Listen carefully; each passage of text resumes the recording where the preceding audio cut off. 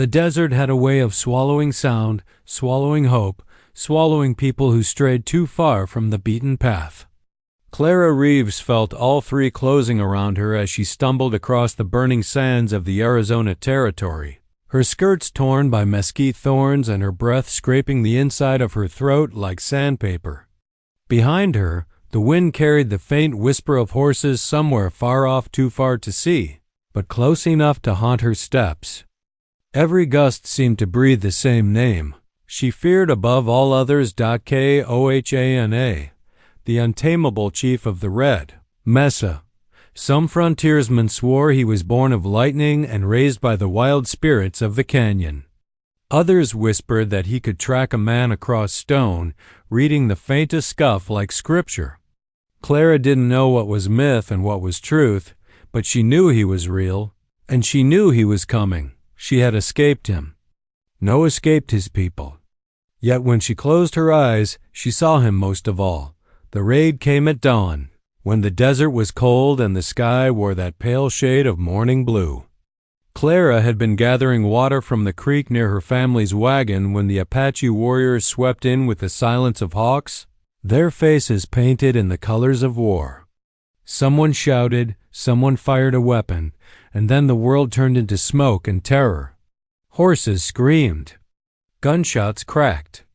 Her father fell. Her mother hid her younger brother beneath the wagon, but Clara had been seized, not roughly, not cruelly, just decisively. Like she was a prize someone had been waiting to collect. She remembered the moment the warriors dragged her before the one who commanded them. Sitting tall on a painted Mustang, shoulders broad as a canyon wall, braids falling over his chest like dark rivers, the chief had looked at her with a stillness that made her heart stop. He didn't raise his voice. He didn't have to. Every warrior moved at the slightest gesture of his hand, and his eyes. They weren't cold. They weren't cruel. They were watching like he was trying to understand something silently burning inside her. Clara had hated that look, and feared it, and somehow felt seen by it. When they brought her to the Apache camp at Red Mesa, some warriors wanted her killed. Revenge for the settlers who'd taken their lands, their families, their peace. But Kohana had stepped between her and their blades like the mountain steps between storm and valley.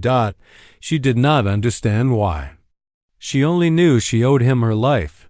Yet life wasn't the same as freedom.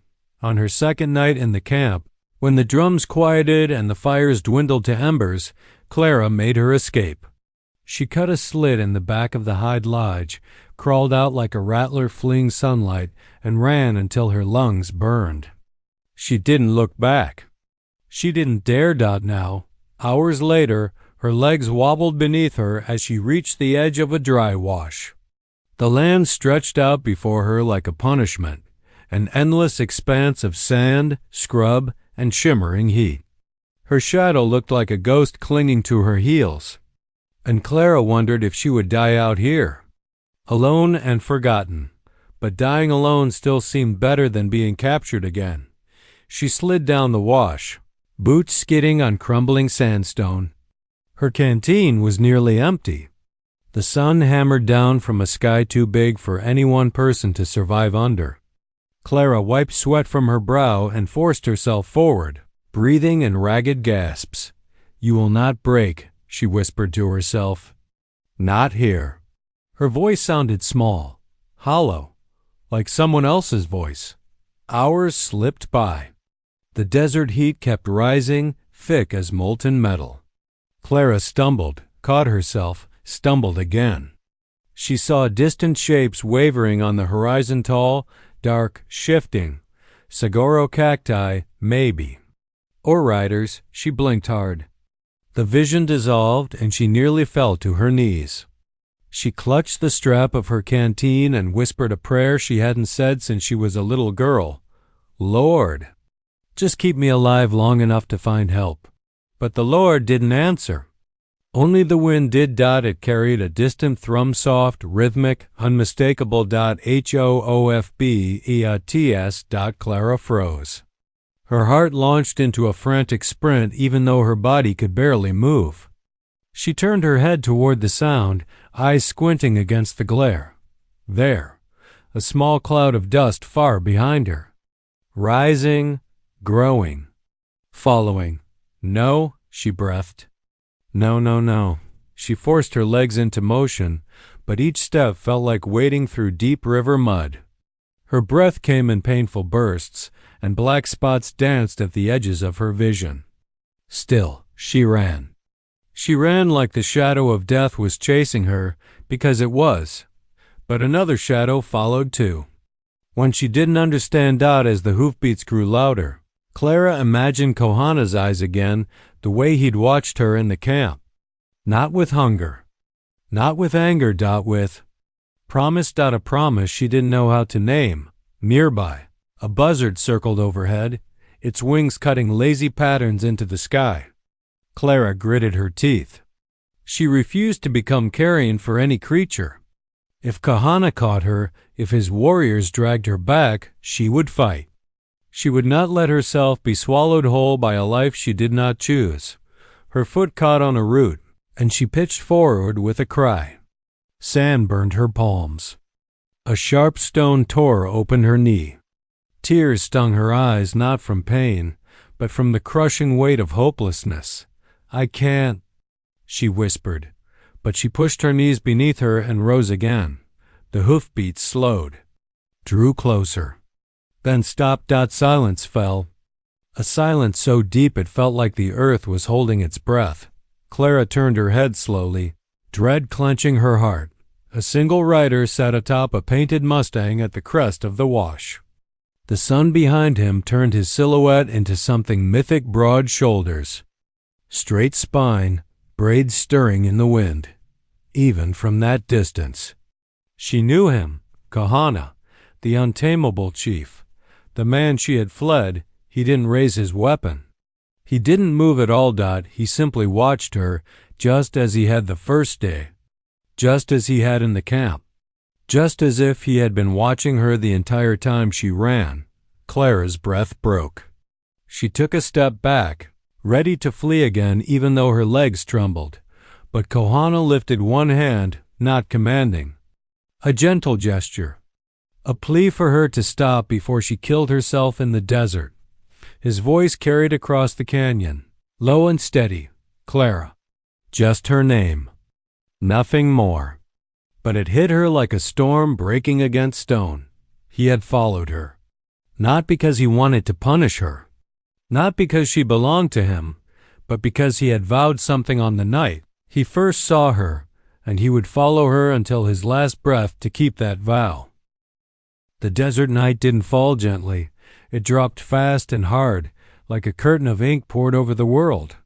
By the time the last streak of gold faded behind the jagged silhouettes of the red mesa ridges, Clara Reeves had already forced her exhausted body into another stretch of desperate walking.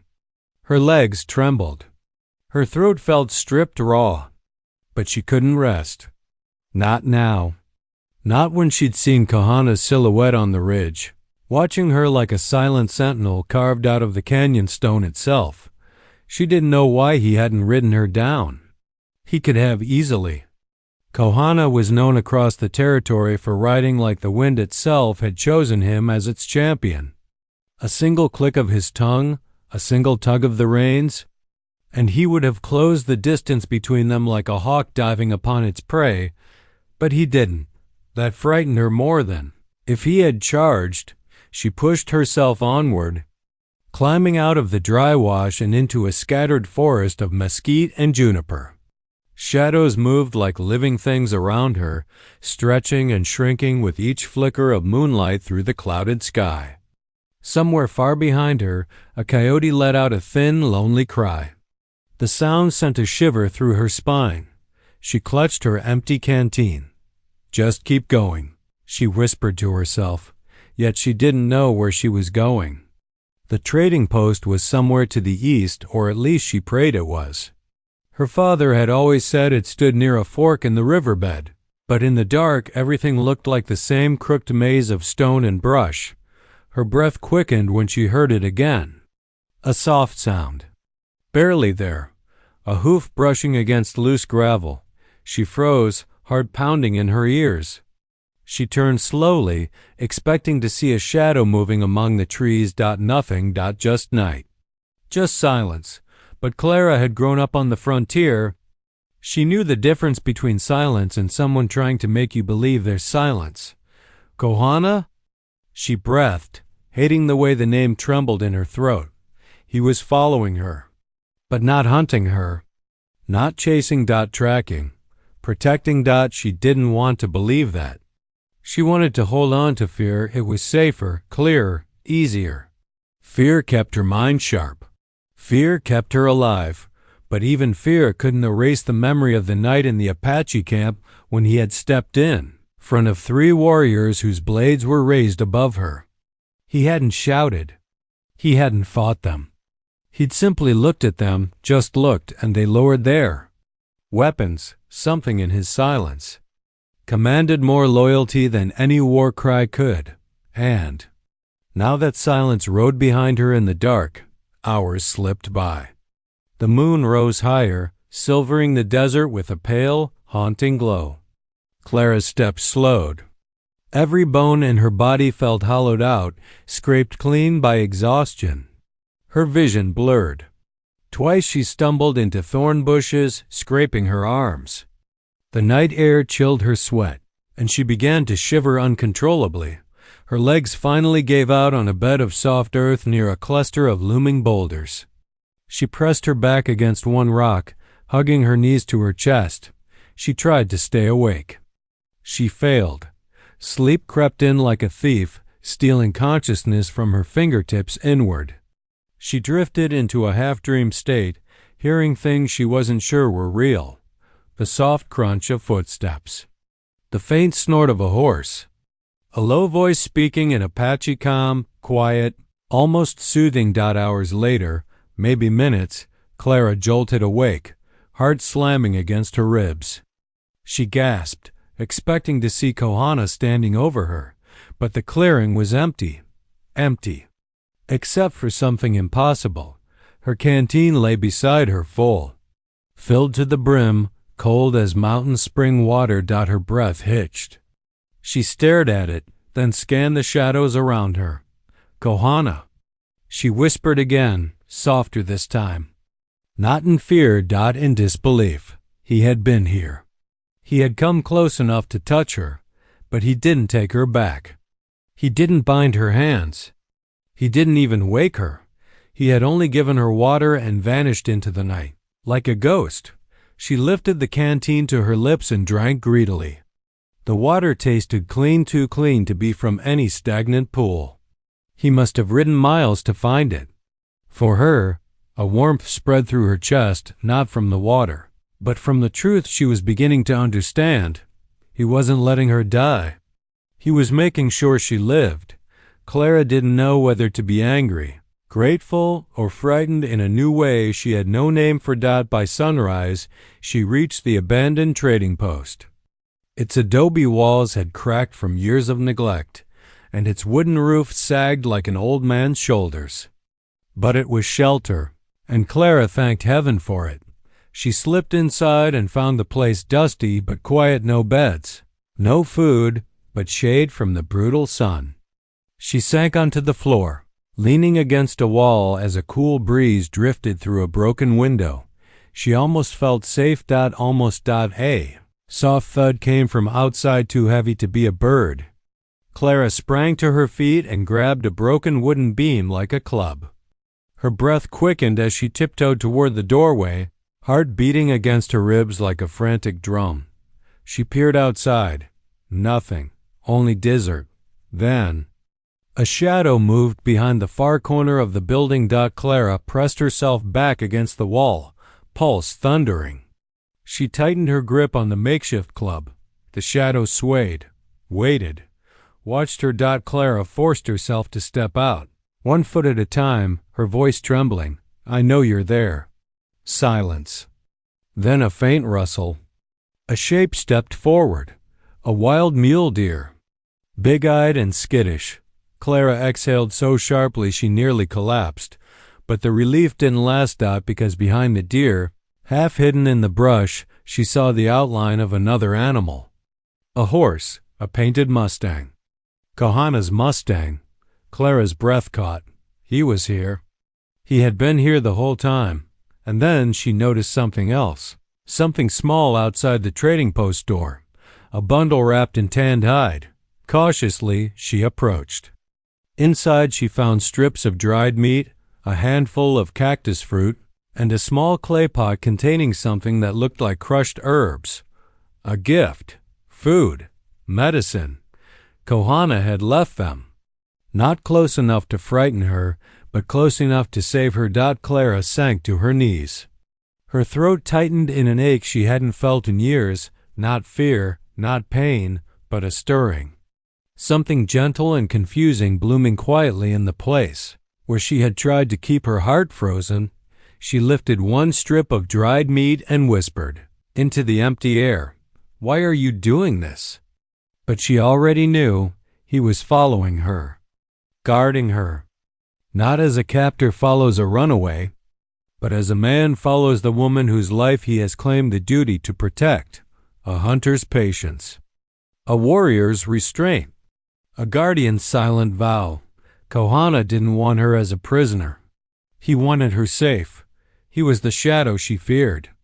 And the shadow that kept her alive. As Clara ate, feeling strength crawl back into her limbs, she knew one thing with absolute certainty. No matter how far she ran, no matter how hard she tried to escape her fate, Kohana would follow her until his last breath. But the truth she dared not face was this: part of her no longer wanted him to stop. The sun was already sinking behind the jagged horizon. When Clara Reeves finally saw the faint outlines of a frontier town shimmer into view, a scatter of low wooden buildings clinging stubbornly to the edge of the desert like a last hope refusing to die. Her body ached, her steps dragged, and every breath felt like it scraped her lungs raw. But she didn't stop. Not when safety, real safety, finally glimmered ahead. Her legs nearly gave out as she crossed the dry riverbed and stumbled toward the nearest lantern-lit building. The town wasn't large. A dusty main street ran between a saloon, a half-collapsed stable, and a weather-beaten general store. Lanterns flickered behind windows, casting long shadows that danced across the hard-packed ground. A man stepped out of the saloon, a rifle slung casually over his shoulder. When he saw her, his expression shifted from boredom to alarm. "Miss? You all right?" he called, stepping closer. Clara opened her mouth to speak, but all that came out was a hoarse whisper. "Water." "Please." The man rushed forward, catching her by the arm before she collapsed. Within minutes, she was seated inside the saloon with a tin cup pressed into her hands. Cool water. Real water. She drank until her shaking eased. The townsfolk gathered around her, curious, sympathetic, but wary too. Everyone out here had reason to be wary. A woman with silver streaks in her hair placed a gentle hand on Clara's shoulder. "Child, where on earth did you come from?" Clara swallowed hard. "Red Mesa. I escaped the Apache." A hush fell over the room. Even the piano player in the corner froze mid-note. The man with the rifle stepped forward. "You escaped their camp alone?" She nodded. He muttered a curse under his breath. "If you ran from them, then they're coming." The room tensed. Boots scuffed. Hands drifted toward holsters. Clara's heart pounded. Not from fear of the townsfolk, but from what she knew was coming down the trail behind her. Kohana, the untamable chief, the man whose shadow had followed her through the desert. Like a silent oath, she prayed he would turn back now that she'd reached the settlement. But she knew better. Within the hour, the town barricaded the main gate with wagons and boards. Men stood watch on rooftops.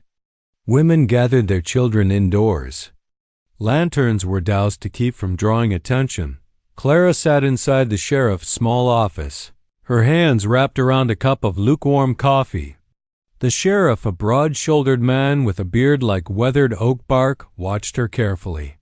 "You say they didn't harm you," he said slowly. "No," Clara murmured. "Just kept me. Then why run?" She looked down at her cup. "Because I didn't belong there." The sheriff sighed. "Well, miss, whatever comes, we'll do our best to keep this place safe." Clara nodded, but unease twisted in her stomach. She didn't want bloodshed, not for her, not for anyone, and certainly not for him. Night deepened. The town grew quiet, every window dark, every door barred. Outside, the desert stretched wide and black, a great sleeping beast lying in wait. Clara tried to sleep on the sheriff's cot, but her mind refused to quiet. She kept remembering the canteen filled with fresh water, the food bundle left at the trading post, the way Kahana had stood on the ridge, watching but not advancing. He had every opportunity to reclaim her, yet he hadn't, protecting her from wolves, guarding her from bandits, keeping her alive in the desert she nearly died crossing.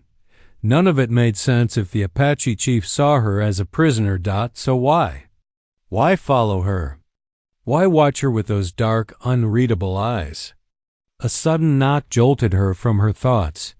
The sheriff burst in, breathless. "Miss Reeves, you'd best come see this." Clara followed him to the edge of the barricaded Main Street. A lantern burned low, revealing the tense faces of armed townsmen lined up behind cover. The sheriff pointed toward the darkness. "Beyond. There," he whispered. "Clara's." Breath caught. A figure stood. Just past the reach of moonlight, a man tall and unmoving, as still as a carved statue. His braids caught the faint gleam of silver starlight. His Mustang stood behind him, calm and silent. Kohan. He wasn't hiding. He wasn't attacking. He hadn't brought warriors with him. He had come alone. A murmur rippled through the townsmen.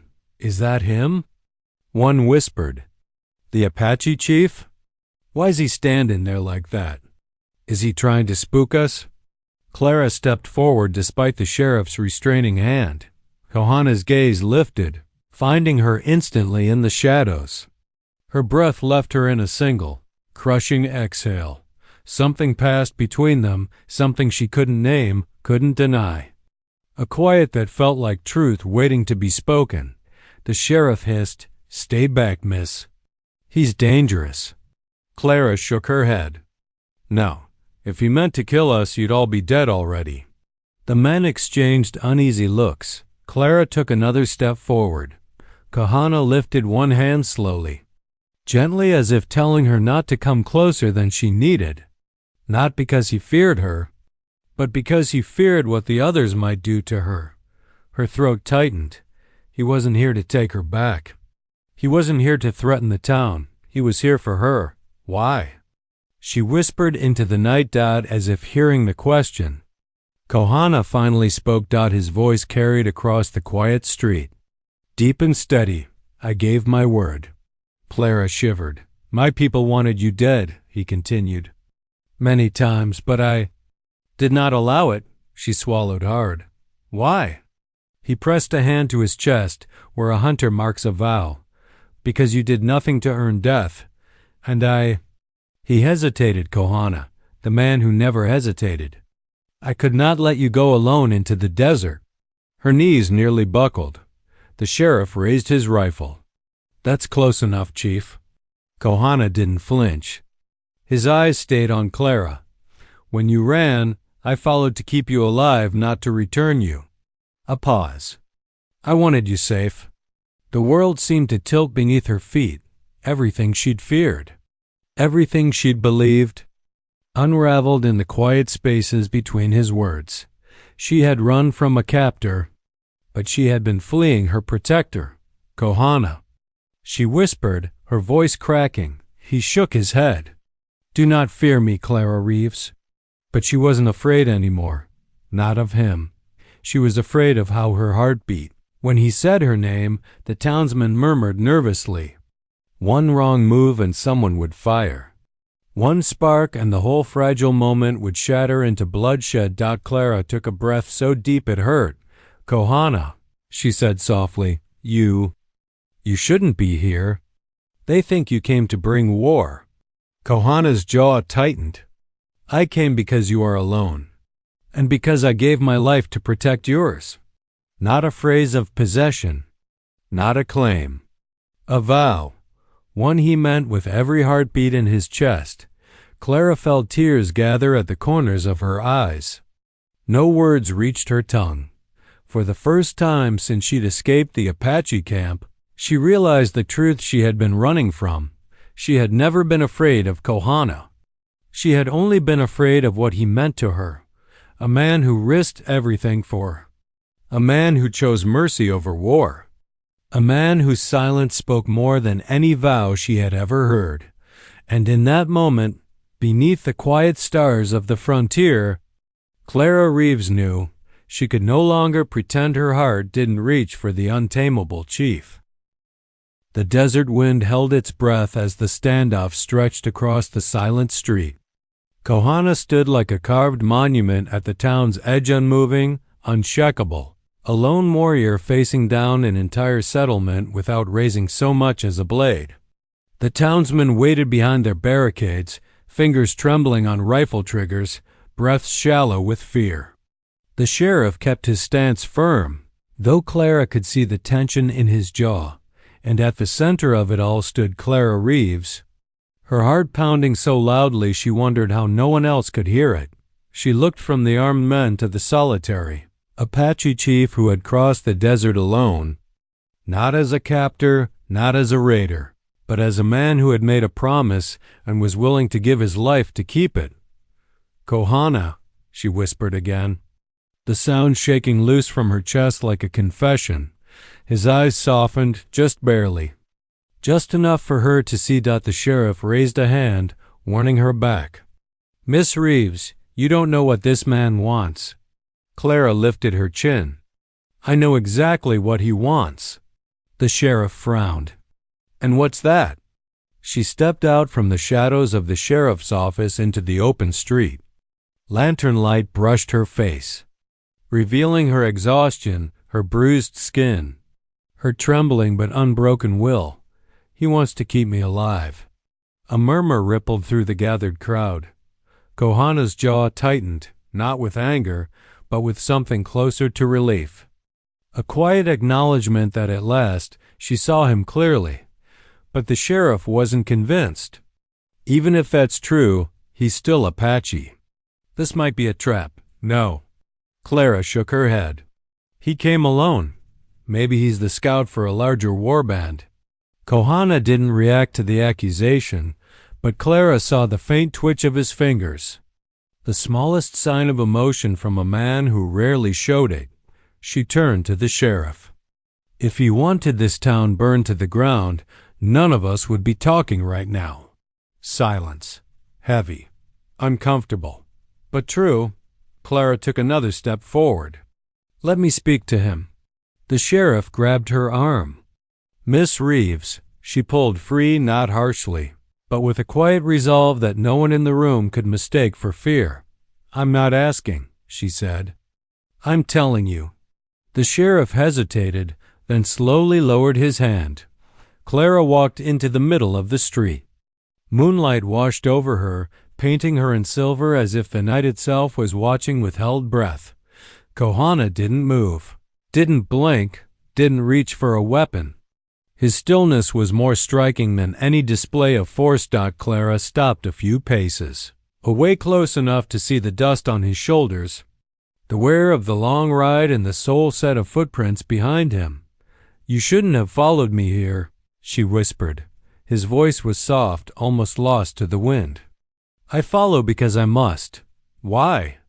She tried to keep her voice steady even though her heart quaked with every breath. Kohana stepped forward, just one slow, cautious step. "Because when you ran into the night, you took something of mine with you." Her breath caught. "What?" He touched his chest again. "That vow mark. That place where warriors claimed what mattered most. My word? My honor. My breath. The world seemed to tilt beneath her. I swore that no harm would touch you while I still breathe. That vow does not end at the border of my land. Clara swallowed hard. But I don't belong with the Apache. I don't belong anywhere near your people. A long silence followed, the kind that made the desert itself lean in to listen. When Kohana finally spoke, his voice carried a quiet ache she had never heard from him. You belonged in my protection. That was enough. Her eyes stung. She turned away, unable to hold his gaze. Her hands shook by her sides. You don't understand, she said, fighting the storm rising inside her. I ran because I was scared. Yes, his voice was low, steady. Scared of me. She shook her head. Not of you? That made him pause. Then why? Clara met his eyes, the eyes she had tried to forget across miles of brutal desert. Because I didn't know what you were to me. His breath slowed. His shoulders lifted slightly as though something sharp had cut into him. Clara took a step closer. When you saved me, when you protected me, I didn't know why. I thought you wanted to keep me, own me, hold me like a prisoner of war. Kohana's brows drew together, faintly, with a kind of sorrow she had never thought she'd see in him. I never wanted chains on you, he said. Only breath in your chest. Her throat tightened. I didn't understand that. Not until the desert. Not until you left water in my hands while I slept. Kohana didn't speak, but the flicker in his eyes said enough. The townsmen shifted behind the barricade, uncomfortable witnesses to something much larger than they expected. Clara took another step, and now, I don't know what frightens me more, she said quietly. The thought of you leaving, she swallowed, or the thought of you staying. Kohana's breath caught, just a little, just enough for her to see the truth inside him tremble. Clara. He murmured. Then a shout shattered the fragile stillness. He ain't leaving alive. A rifle cocked. A shot fired. Clara gasped as the bullet whistled through the air, and Kohana moved, not toward the townsmen, not toward violence. He moved for her. In a heartbeat he threw himself between her and the gunfire, his body shielding hers. The bullet struck the dirt at his feet, sending up a spray of dust. The sheriff roared, "Hold your fire." Chaos erupted, but Clara didn't hear it. All she felt was Kohana's hands gripping her shoulders, steadying her as if her safety mattered more than his life. You would die for me? She whispered, voice trembling. He didn't blink, didn't hesitate. Before I let the world take you from me. Her breath broke into a sob she couldn't contain. In that moment, raw, dangerous, trembling with truth, Clara Reeves finally understood. The Apache chief had not come to reclaim a prisoner. He had come because his heart had already crossed the desert for her. The sheriff shoved between his men, fury etched across his face. The next man who fires without my say loses his gun arm. You hear me? The townsmen lowered their rifles reluctantly, shame creeping onto more than a few faces. One man muttered an apology into his boots. Kohana stayed in front of Clara until every weapon was lowered. Only then did he step back slowly, cautiously, like a man who refused to turn his back on danger until he knew she was safe. Clara touched his arm. Kohana, she whispered, I don't want you to die for me. He met her gaze with a quiet flame burning in his. I will not die, he said. Not while I still have something to protect. Her heart ached with a plea she didn't know how to speak. I don't want you to leave, she confessed. Not tonight. Shock flickered through the sheriff's eyes. Disbelief rippled through the townsmen. But Clara didn't care. Kohana's breath deepened. Hope, gentle and unguarded, touched his expression for the first time. Then I stay, he said softly. For as long as you ask. And the truth that had chased them both across the desert finally broke free between them. Clara Reeves did not want rescue from the untamable Apache chief. She wanted him. Dawn broke over the canyon in a slow wash of copper light, the kind that crawled across the rocks like a living thing, brushing the world awake without mercy. Clara Reeves felt the cold night loosening its fingers from her skin as she lay half-conscious on a bed of sand and stone. The sharp sting in her shoulder reminded her she had been shot, and every heartbeat pulsed like a hammer striking the wound. She tried to move, but her breath caught like a bird trapped in her chest. She did not yet know where she was or how far they had come, but she knew one thing with absolute certainty. Kohana was still alive. She could feel his presence even before she opened her eyes, the same way she could sense the steady heat of a fire before seeing the flames. Some people spoke with their voices. Kohana spoke with the warmth that wrapped itself around her soul. When she finally forced her eyes open, she saw him kneeling a short distance away, his broad back rising and falling in slow breaths. His skin, darkened by a lifetime under the sun, was streaked with dried blood that was too red not to be his own. His braids had come loose, and one hung over his shoulder like a torn banner. He had carried her through the night. She knew it not by memory, but by the agony etched into every line of his body. He had not slept. He had not stopped. He had done what he promised long before she ever understood his heart. He had followed her until his last breath, or close enough that heaven itself must have paused to see if he would cross the threshold. Kohana sensed her waking and turned to her with that quiet stillness she had come to know so well. He said no words at first. Instead, he studied her face as though carving it into memory in case fate pulled him away before the sun set. Clara tried to speak, but her throat felt raw and thirsty. He reached for a small gourd beside him and lifted it to her lips. The water tasted faintly of stone and wind, but it breathed life back into her. His hands were trembling when he set the gourd down. It was the first time she had ever seen him shaken. "You are safe now," he said softly, though his voice was rough like broken cedar bark.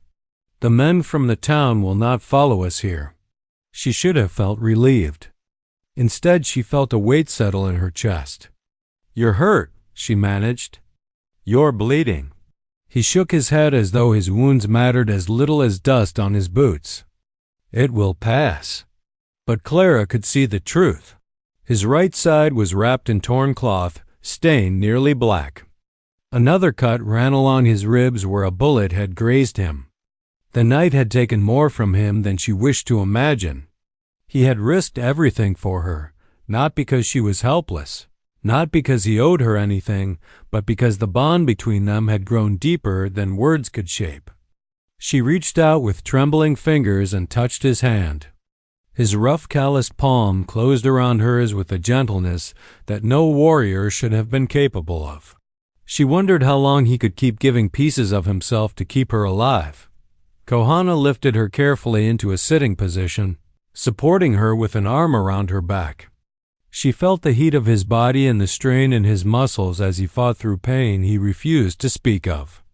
The canyon around them was tall and narrow, a hidden pathway carved by centuries of wind and water. Few settlers knew it existed. Even fewer Apache passed through it. It was a place forgotten by war and untouched by the bitterness of men. The silence held no threats. The shadows held no rifles. For the first time since the night she was taken captive, Clara felt the world loosen its claws. She looked at him with a mix of sorrow and awe. "Why do you keep risking your life for me?" she whispered. "You could have left me in the town. You could have let them take you. You could have run." Kohana's eyes lifted to the sky as if he needed its vastness to hold what he was about to say. "A warrior can run from an army," he said slowly, "but not from the one person his spirit chooses." He touched her cheek with a knuckle roughened by years of survival. "You think I followed you because of a duty I did not ask for. But I followed you because my heart knows no other path." She felt the words sink into her like warm rain. No man had ever spoken to her in such a way, with honesty sharp enough to cut and tender enough to heal. She wanted to tell him she felt the same, that somewhere along the broken trail she had stopped fearing him and started fearing a world without him. But pain clouded her mind again, and she swayed. Kohana steadied her and lowered her back to the ground with care. He rose slowly, every movement stiff, and scanned the canyon with the instinct of someone who had survived more battles than most men ever imagined. Satisfied with the safety of the place, he began to build a small fire from branches he collected near the canyon's mouth. Clara watched him, noticing how his steps faltered, how he winced when he thought she was not looking. He was breaking himself piece by piece to protect her. She would not allow him to shatter entirely. When he returned to her side, she caught his wrist. "You need rest," she said. "Lie down." He shook his head, stubborn as stone. "I must watch the trail." "No one is coming," she insisted, her voice stronger than her body. "You brought me here because it is hidden. Then trust it. Trust me." She tugged gently, and for the first time since she had met him, Kohana allowed someone else's will to guide him. He lowered himself beside her with the weight of a man, carrying more burdens than his shoulders were built for. Clara gently placed his head on her lap. It surprised him. He blinked as though unsure if he was allowed such softness. She brushed a loose strand of hair from his face. His breathing slowed. For a man who survived storms and wars, he seemed unprepared for tenderness. Hours passed in a slow dance of light and shadow as the sun drifted across the canyon. Kohana slept with one arm curled around her as though even unconscious he feared she might slip away. Clara held him, marveling at the strange beauty of it all. Two souls from opposite worlds, bound by a love that neither expected nor wanted at first, now entwined like roots beneath desert soil. When evening approached, Kohana stirred. He sat up, his gaze distant for a moment before settling on her. She knew that look. He was thinking of what came next, of how two people from warring worlds could walk the same road. She reached for his hand and squeezed it. "We don't have to go back," she said quietly. "Not to the town. Not to your tribe. Not to anywhere that wants to own us." She nodded toward the deep heart of the canyon, where faint traces of green hinted at water and life. "There are places no one claims. Places where a man and woman can build something of their own." Kohana studied her with an expression halfway between disbelief and longing. "You would leave your people," he asked, "and live with a man they fear?" She smiled gently. "I would choose the man who saved me again and again. The man who followed me through the dark when no one else would. The man who gave me his heart before he ever spoke a word of love." Silence fell over them, but it was not empty. It was full of the promise of a new beginning. Kohana stood and offered her his hand. She took it, rising slowly, her body aching but her spirit light. Together they walked deeper into the canyon. The path was narrow and winding, but it opened into a valley hidden from the world, where grass swayed like a green ocean and a river carved its way through soft earth. A place untouched by hate. A place waiting for them. Kohana turned to her, his dark eyes warmed by the fading sun. "This will be our home," he said. "A place where no one hunts us. A place where our love is not a crime." Clara stepped into his arms, feeling the steady beat of his heart. For the first time in a long while, she felt safe. Not because he would die for her, though she knew he would, but because she would live with him, build with him, love him in a world they shaped with their own hands. As night settled over the valley, they held each other beneath a sky of endless stars. Two souls, once enemies by fate, now bound by a love fierce enough to tame even the wildest corners of the West.